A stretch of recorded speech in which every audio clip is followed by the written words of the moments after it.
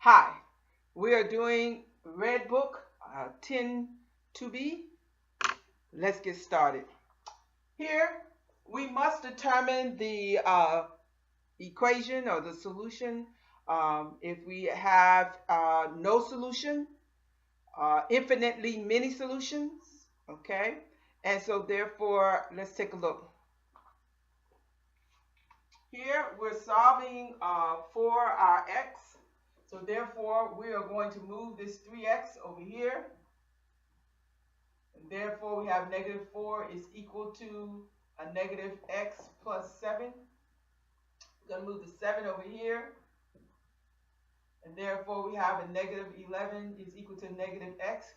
Because we cannot have a negative variable, we're going to divide both sides by negative 1. And x is equal to 11. Okay?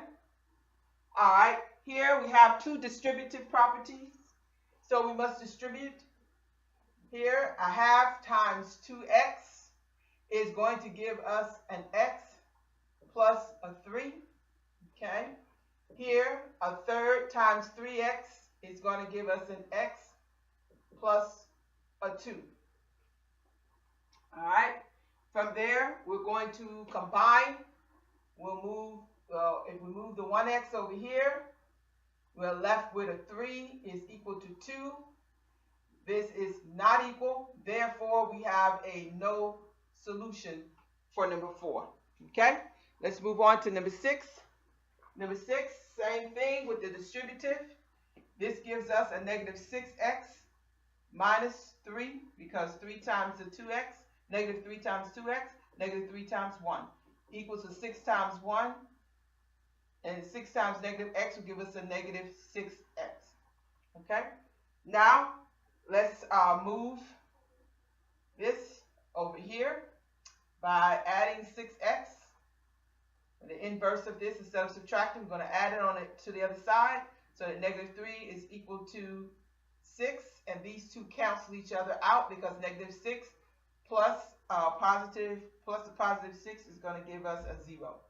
Okay, so with that in mind, these are not equal. And so therefore, this is no solution as well. Let's look at number 8. We have 6x minus 1, 7x minus 1 minus x. So let's simplify over here because we have two variables of x. So we have 6x minus 1 is equal to 7x minus x will give us 6x minus 1. All right. And what we see here for number 8 is that we're going to move the 6x over here, negative 6x, negative 6x. So negative 1 is equal to negative 1. And so therefore, since they are the same, we have many solutions. Okay? All right. Moving forward for number 10. We want to work this out by simplifying. Okay, we're going to move the 5/10x over here by taking negative 5/10x here. Over there, we're left with. All right, and so we've discovered that when we take 5/10 from here, we'll be left with. I'm going to line this up so you can see exactly what's going on. I don't want anyone to. That's ultimately what we have there, okay? So that we actually have, and since we're negative 50 hundredths and positive 25 hundredths. So therefore, we're left with a negative 2500x plus 5/10. Okay. Now we're going to move this over here. And we know that we're going to have a negative. In this case, we have, instead both of them being negative, when you add them together, you'll have 75. Okay. So this is going to be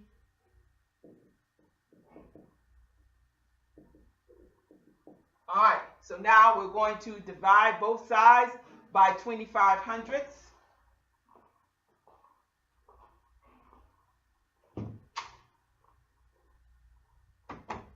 and therefore we're going to discover that when we divide both sides by that, we have x is equal to, and in this case, how many 25s are in the 75? You're going to have 3. Okay, so it's going to be 0.03, and it's going to be negative for number 10. Okay, all right. Let me work this out.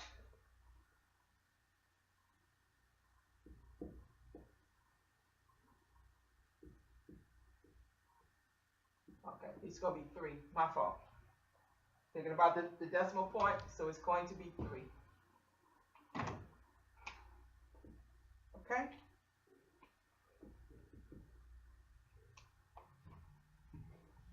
A little exhausted. Okay? So we know it's 3. How many 25s are in? Well, 75, 3. Think of it, I should have started with money. 75 cents, 25 cents is 3 of them. Okay, moving forward. All right. Let me hurry up. All right. 4 times a half x is going to give us 2x. All right. Plus 8 is equal. We get a 2x plus 8 here. Now we're going to move this 2x over here. Okay, and then we will be left with 8 is equal to, this is going to cancel out 8, they're equal, so there's many solutions, all right? All right, here on number 14, it asks us to, are there any values of x from which the areas of the figures are the same? So, the area for this equal the area for that, okay? That's what they're asking. Okay, so we know that when we talk about the area is the length times the width or base times the height. Okay, in this case it is half the base times the height. So you have 1/2 of 4 times 2x plus 6. That's basically what you have here. Is it equal to 4 times x plus 3. That's what you're asking. We're going to erase this from here. Okay, so let's work this out. So this will be 1/2. This will be 8x plus 24 equal to 4x plus 12. Then when you take 1/2 of this, this is going to be 4x plus 12 equals to 4x plus 12. When you take the 4x from this side and 4x from that side, then you have 12 is equal to 12, okay, for number 14. So it asks, are there any values of x for which the areas of the figures are the same, okay? So if we say, if we cancel out the x, then we don't have a value for x. And so without a value for x, we can't make the determination that they would be the same. Okay?